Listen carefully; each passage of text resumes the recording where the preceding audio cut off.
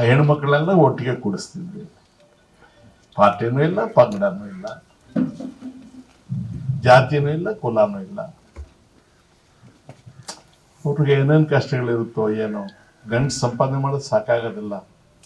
ಅವರು ಏನಾದರೂ ಒಂದು ಸಣ್ಣದು ಒಂದು ಅಂಗಡಿ ಇಟ್ಕೊಳ್ತಾರೆ, ಒಂದು ಟೀ ಶಾಪ್ ಇಟ್ಕೊಳ್ತಾರೆ, ಬೋಂಡ ಬಜ್ಜಿ ಮಾಡ್ತಾರೆ, ಅಥವಾ ಇನ್ನೇನೋ ಮಾಡ್ಕೊಳ್ತಾರೆ. ಆ ಹೆಣ್ಮಕ್ಳಿಗೆ ಬಡ್ಡಿ ಗಿಡ್ಡಿ ತಗೊಳ್ದೆ 50,000 ರೂಪಾಯಿ ಎಷ್ಟು ಲಕ್ಷಣವಾಗಿ ಕಟ್ತಾ ಇದ್ರು ಮಕ್ಕಳು. ನೀವು ಗಂಡಸರೆಲ್ಲ ಇದ್ದೀರಿ, ಈ ಜಿಲ್ಲೆಯಲ್ಲಿನ ನಮ್ಮ ಹೆಣ್ಣುಮಕ್ಕಳು ಯಾರು ಸ್ತ್ರೀಶಕ್ತಿ ಸಂಘಗಳಲ್ಲಿ ದುಡ್ಡು ತಗೊಂಡ್ರೋ 100ಕ್ಕೆ 95 ಜನ ನಿಯತ್ತಾಗಿ ಆ ದುಡ್ಡನ್ನು ವಾಪಸ್ ಕಟ್ಟಿದ್ದಾರೆ. ಅವರು ತಪ್ಪು ಮಾಡಲೇ ಇಲ್ಲ. ಅವರು ತಪ್ಪು ಮಾಡಿದ್ರು ಅಂತ ನಾನು ಹೇಳಿದ್ರೆ ದೇವ್ರು ನನಗೆ ಊಟ ಕೊಡೋದಿಲ್ಲ, ನನ್ನ ಮಕ್ಕಳಿಗೆ ಒಳ್ಳೇದು ಮಾಡೋದಿಲ್ಲ. ವಂಶದಿಯ ಆಸ್ಪತ್ರೆಯಲ್ಲಿ ಸುಧಾರಿತ ನರ ಶಸ್ತ್ರಚಿಕಿತ್ಸೆ, ಮೆದುಳು ಮತ್ತು ಬೆನ್ನುಹುರಿಯ ಅಸ್ವಸ್ಥತೆಗಳಿಗೆ ಅತ್ಯಾಧುನಿಕ ತಂತ್ರಜ್ಞಾನವನ್ನು ಬಳಸಿಕೊಂಡು ತಜ್ಞರು ಆರೈಕೆಯನ್ನ ನೀಡುತ್ತಾರೆ. ಹೆಚ್ಚಿನ ಮಾಹಿತಿಗಾಗಿ ಸಂಪರ್ಕಿಸಿ 7277072770 ಅಥವಾ 9141066685. ಆದರೆ ದೊಡ್ಡ ಮನುಷ್ಯರು ಕೆಲವರು ಅದನ್ನು ಸ್ವಾಹ ಮಾಡಿ ಭಗವಂತ ಅವ್ರಿಗೆ ಒಳ್ಳೇದು ಮಾಡಿ ಇನ್ನು ಟೈಮ್ ಬಿದ್ದಾಗ ಅವ್ರದ್ದೊಂದು ವಿಗ್ರಹ ಮಾಡಿಸಿ ಎಲ್ಲ ಸತ್ಯಗಳಲ್ಲೂ ಇರೋದು.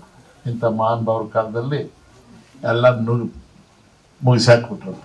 ಈ ಮುಳವಾಡಿ ಕೆರೆ ಕಟ್ಟಿದವ್ರದ್ದು ವಿಗ್ರಹ ಇದೆಯಾ? ಯಾವನ್ ಕಟ್ಟಿದ್ನೋ, ಯಾವತ್ತು ಕಟ್ಟಿದ್ನೋ?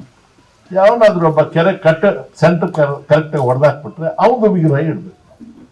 ಯಾಕಂದ್ರೆ ಅಷ್ಟು ದೊಡ್ಡ ಕೆರೆ ಕಟ್ಟೆ ಹೊಡೆದಾಕ್ತ ಅಂದ್ರೆ ಅವ್ನು ಇಡ್ಲೇಬೇಕಲ್ಲ. ಇಷ್ಟು ದೊಡ್ಡ ಬ್ಯಾಂಕನ್ನು ನುಂಗಾಕ್ಬೇಕಂದ್ರೆ ಅವನ ವಿಗ್ರಹ ಇಡ್ಲೇಬೇಕಲ್ಲ. ಅವನ ಹೆಸರುಗಳೇನು ಬೇಡ, ಹೆಸರುಗಳಲ್ಲಿ ಅದು ಅವನ್ನೇ ಆಗ್ಬೇಕು. ಅದ್ರ ಬದಲು ತಿರುಪತಿಲಿರೋ ಸ್ವಾಮಿ ನೆನಪು ಮಾಡ್ಕೊಂಡ್ರೆ ವೆಂಕಟರಮಣ ಸ್ವಾಮಿ ಗೋವಿಂದ ಗೋವಿಂದ ಅಂದ್ರೆ ಪ್ಯಾಟರ್ನ್ ತಲೆ ಕೆಟ್ಟೋಗ್ತದೆ. ಏನಪ್ಪ ಯಾಕೆ ಇದನ್ನು ಕರ್ಕೊಂಡು ಏನ್ ಆಚಾರ ಇದೆ?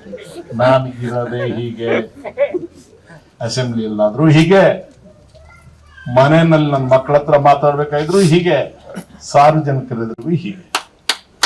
ನನಗೆ ಭಯ ಅಂತ ಯಾವ್ದಾದ್ರು ಇದ್ರೆ ದೇವ್ರ ಭಯ, ದೇವ್ರಿಗೆ ಭಯ. ನನಗೆ ದೇವ್ರು ಯಾರಂದ್ರೆ ನೀವೇ ದೇವ್ರು. ಜನರಿಗೆ ನಾನು ಸುಳ್ಳು ಹೇಳೋದಿಲ್ಲ, ಪ್ರಾಣ ಹೋದ್ರೆ ಲಂಚ ತಗೊಳ್ಳೋದಿಲ್ಲ, ಆಗದೆ ಇರೋ ಕೆಲಸ ಆಗುತ್ತೆ ಅಂತ ಹೇಳೋದಿಲ್ಲ. ಸಣ್ಣ ಪುಟ್ಟ ಅವರು ಇವರು ಏನೋ ಮಾಡ್ಕೊಂಡಾದ್ರೆ ಆಯ್ತು ಹೋಗ್ಲಿ ಅಂತ ಏನು ಬರೆದ್ರು ಏನು ಮಾತು